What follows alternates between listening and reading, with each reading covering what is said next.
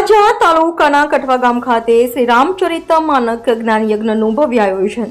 ભાવનગર જિલ્લાના તળાજા તાલુકાના કઠવા ગામ ખાતે શ્રી રામચરિત માનસ જ્ઞાન યજ્ઞનું ભવ્ય આયોજન કરવામાં આવ્યું છે, જેમાં આજે કઠવા ગામના રણુભા પરમાર પાસેથી જાણવા મળતી માહિતી મુજબ કઠવા ગામ ખાતે ગામ સમસ્ત શ્રી રામચરિત માનસ જ્ઞાન યજ્ઞનું આયોજન કરવામાં આવ્યું છે, જેમાં વ્યાસપીઠ પરથી શાસ્ત્રીજી ભોલુભાઈ હરેશભાઈ રાજગુરુ દિહોરવાળા સંગીતમય શૈલીમાં કથાનું રસપાન કરાવી રહ્યા છે।